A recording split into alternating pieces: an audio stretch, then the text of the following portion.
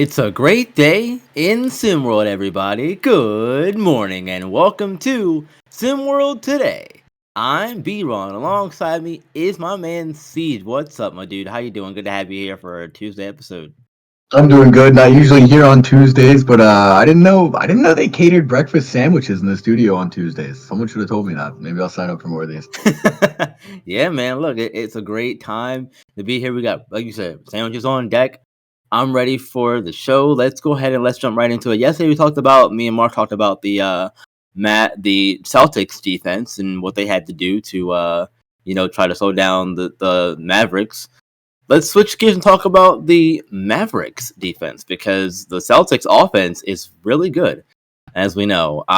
They're one of the best offenses in the league. So how do the Mavericks go about slowing down the Celtics, or can they really? What do you think, You know, Siege? I think the Mavericks are not, a top tier defensive team by any means necessarily. I think Derek Lively being fully healthy and ready to play is going to be a big one. Defensively, he's made a big impact. Daniel Gafford, not a bad defender, but I think really the most important thing for this Mavericks team is just keep the game close. If the Celtics go on a scoring explosion, well, then you got to do the same thing.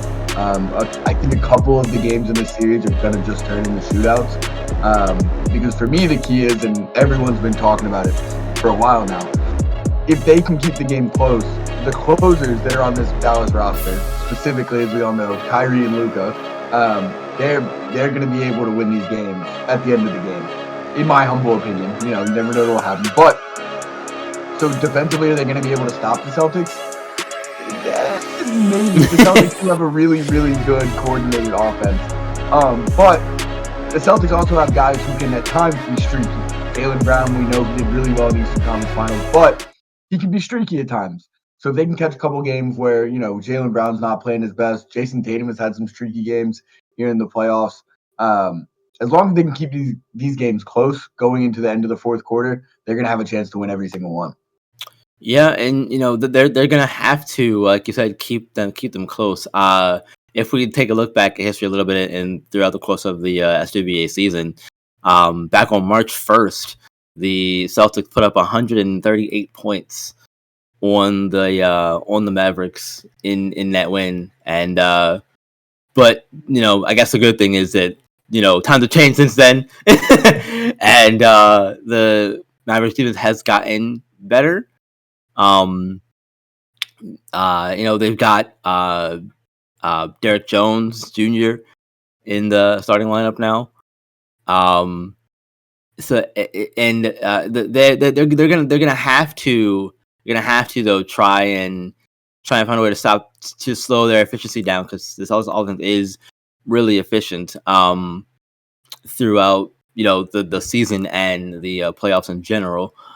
So I think that's going to be the main challenge is how they can slow down their efficiency.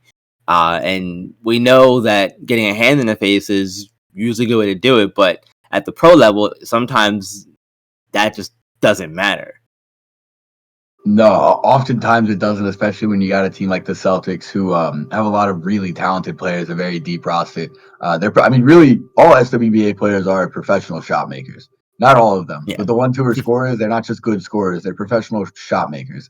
So you can make them take tough shots, and some nights they're just going to hit them anyways. But that's kind of why, in my head, yes, defense is important. If they can slow the Celtics down, do so. Make them take tough shots, stay with them, play with a lot of energy. They're going to move the ball around a lot. They're going to give it to their guys and let them drive and kick and run some pick and roll. All the things the Celtics do super well. But the real focus for me, if I'm the Mavericks, is continuing to find efficient shots on the other end for ourselves. And if need be, I'm just going to match it. If the Celtics are going to go for 138 points, well, then I'm going to try to go for 140. And that seems like such a simple idea, but that's why I don't know that focusing too much on the defensive schemes and how they're going to stop them makes a lot of sense because, as you said, there are nights where there is no stopping the Celtics defense. So I'm not Right. saying play Matador and let them run by you. Obviously not. You should play hard on defense every single night, every single possession. But I think the big focus is going to be how can we play fast paced with them? How can I get out and score more points than them? That's going to be the big key for the Mavs. Yeah, and I do think that Gafford and Lively will be a big help defensively on the interior for them.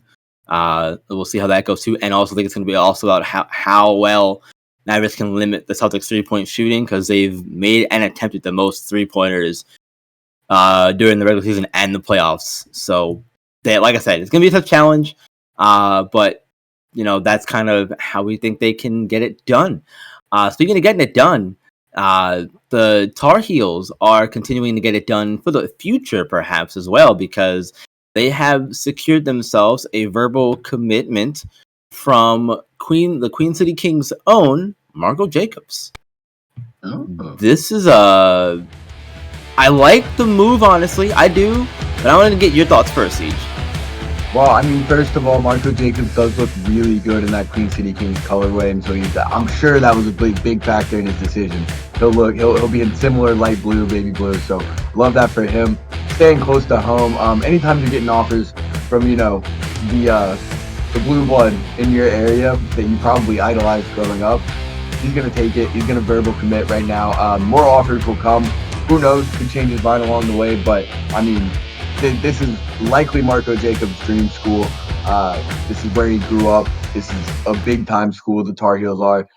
Rich basketball history. I'm excited. I'm excited to see him in those colors. Excited to see him go out there and continue the many, many legacies that have come through the University of North Carolina.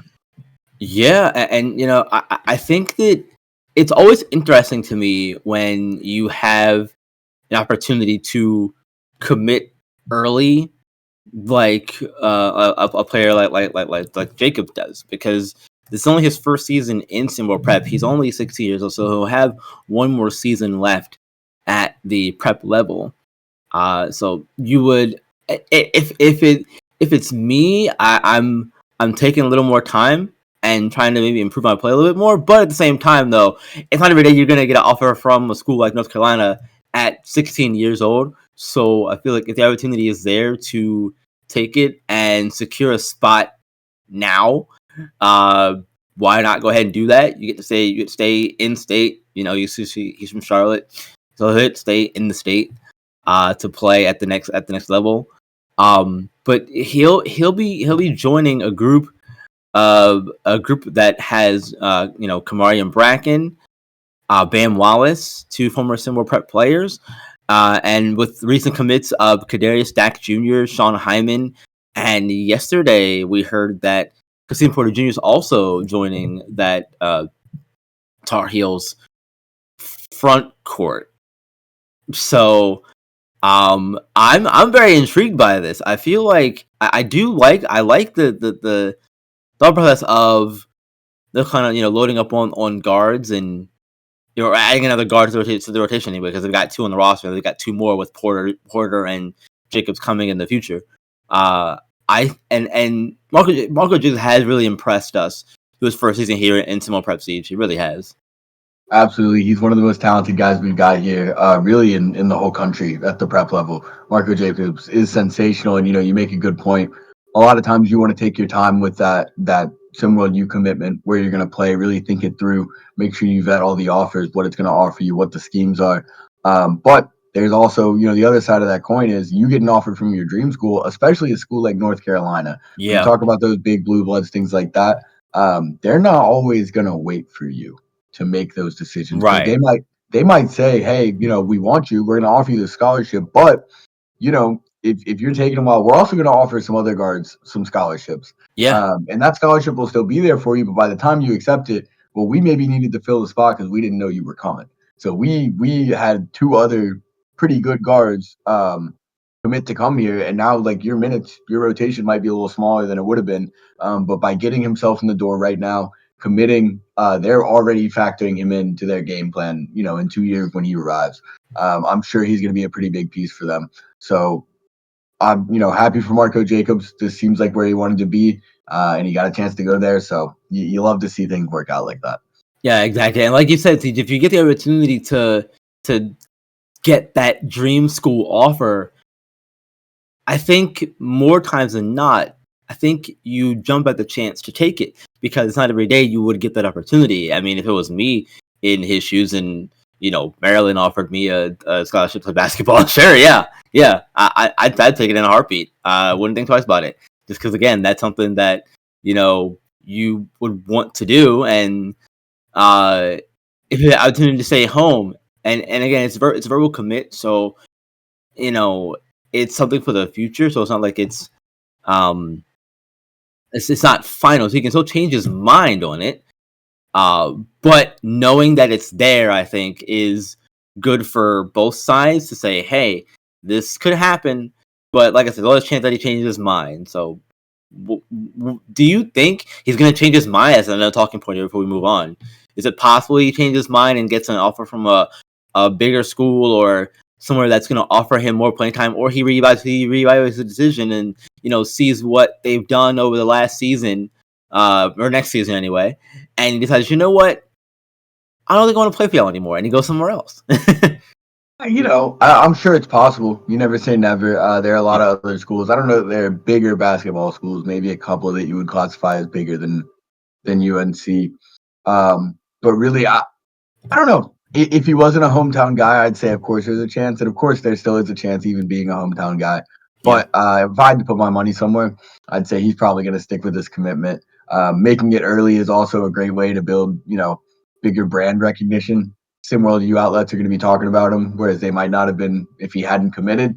That's just going to get more people watching his game, watching him play. And a lot more people are going to know Marco Jacobs' name. Yeah, that's true, and they'll have time. Because the run one's coming out a couple of days left before it starts. Look, let's keep moving. One more topic here for the day, and Ceej, let's talk about Coach of the Year. It's been a hot topic around the league for the past couple of days, couple of weeks, and we finally know who it is. It is Coach Tomas Kusa from SimWorld Atlantis. This is huge. I love this. Let me take this one first, Ceej, because I've been on the Coach Kusa train for a long time now. Since he was with the North, he's done really great things over the course of 3 seasons in SimWorld Prep. Went from the North to Beyond the Arch. Really helped elevate Tyson Simpson's game there last season, and now this season, going to SimWorld Atlantis and returning home in a way for Coach Kusa. 19-12 record, first place in the Intercontinental region. His team is number 1 in 3-pointers made and through 3-point percentage. This is a story that, for me, is what Coach of the Year is about. So, take it away. Yeah, I think Tomas Kusa is one of the very best that we have here in SimWorld Prep. SimWorld Atlantis was supposed to be a bottom of the barrel team, not just in the Intercontinental region, but really in SimWorld Prep. Nobody really expected them to do anything, and here you got them 19-12, winning the region, and really being talked about as kind of somewhat of a sleeper pick to even win the run. So for me, Tomas Kusa absolutely deserves it. Hats off. I think there are some other coaches you absolutely could have argued. While Atlantis is 9-12, you kind of wonder, what about all those teams that had the most staunch defenses in SimWorld Prep? You talk about Philadelphia, you talk about the Originators, you talk about these teams that defense is something that very much is coach driven. They're the ones who get their players to buy-ins, things like that. But I mean, yeah, SimWorld Atlantis is shooting threes and an insane clip, to be honest, as a team. And that takes a lot of scheming, a lot of drawing up plays to kind of get guys open. I have no problem with this pick for Coach of the Year, but I do wonder what more someone like Coach Dodge or Coach Dries can do to win Coach of the Year at this point. At